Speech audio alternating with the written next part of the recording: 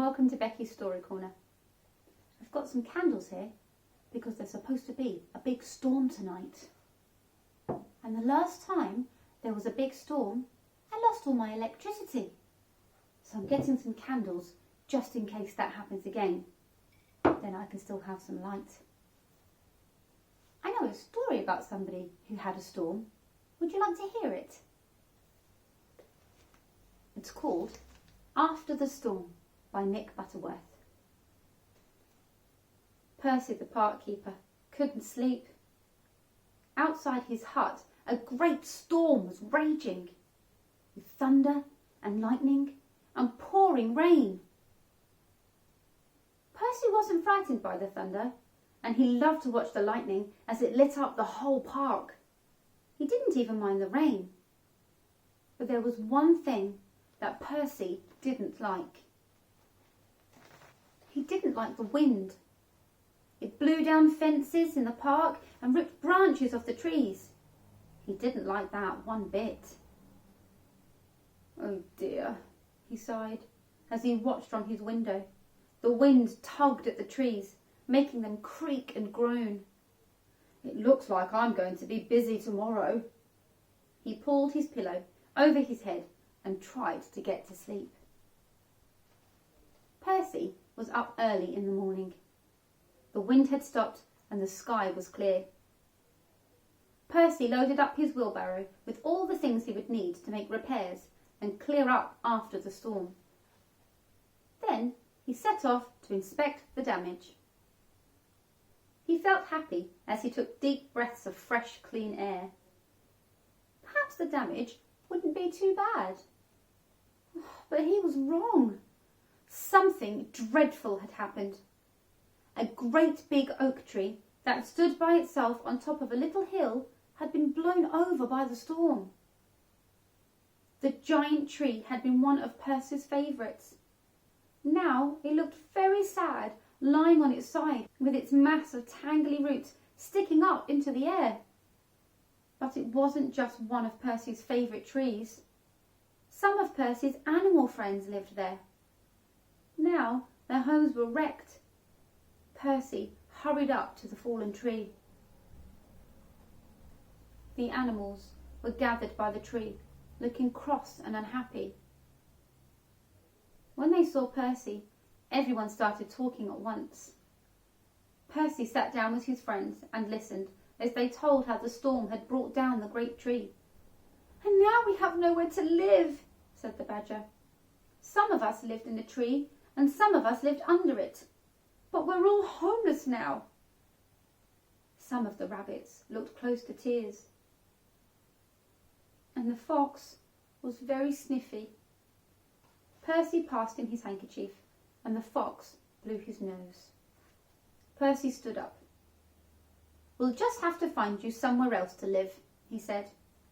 "Come on, everybody. Jump into my wheelbarrow." The animals felt better now that Percy was with them. First he took them to the pine wood, but nobody wanted to live there. "Too dark," squeaked the mice. "Too gloomy," said the hedgehog. So Percy took them to the shrubbery, but nobody wanted to live in the shrubbery either. "No big trees," complained the squirrels. "No big roots," moaned the rabbits. "Never mind," said Percy. "We'll try across the stream." Percy began to push the heavy wheelbarrow over a little bridge that crossed the stream. But as he got to the middle of the bridge, two things happened. Percy stumbled, and the wheelbarrow decided to see what it would be like to be a boat. Splash! Suddenly, Percy and his friends found themselves drifting downstream to where the stream opened out into a lake. Percy stood up and looked around. "We'll have to paddle back to the shore," he said. And then something caught his eye. "No, wait," said Percy. "Let's paddle across to the other side of the lake. I have an idea." The animals looked puzzled. What was Percy up to? Slowly, they paddled the wheelbarrow across the lake. Here we are, said Percy. The squirrels jumped ashore and tied up the wheelbarrow to the roots of an enormous hollow tree that grew by the water's edge. Now this is my plan, said Percy. Everyone gathered round as Percy explained his idea. Is everybody clear? Everyone nodded. Then let's get to work. They began by unloading all Percy's tools and the planks of wood from the wheelbarrow. Then Percy explained exactly what he wanted each one to do. He showed the badger how to use a saw, and he showed the squirrels how to knock in nails. The fox drilled holes, and the rabbits screwed in screws.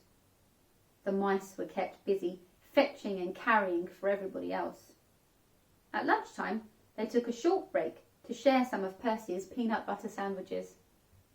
Then they got busy again. At long last, their work was finished. A very tired Percy stood back to admire their handiwork. Now the squirrels had a new home, and so did the mice. The rabbits had a new home, and so did the badger, and the fox,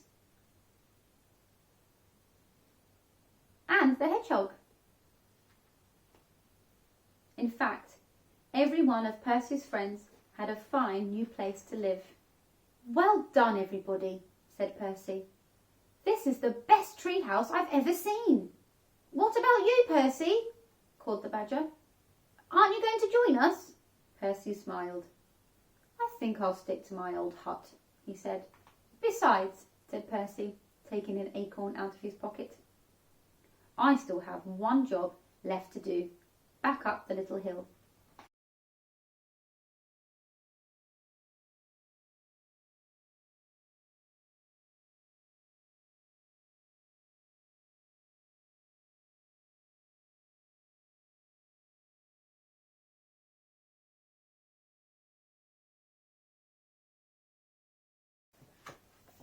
What do you think he's going to do with that acorn? Yes, I think you're right. I think he's going to plant a new tree to grow, a new oak tree. Well, thank you for coming to join me today. And don't forget to like and subscribe so you don't miss out on any future videos. Now, I'm going to see if I can find any more candles so I'm prepared tonight if my storm blows out my electric and lights.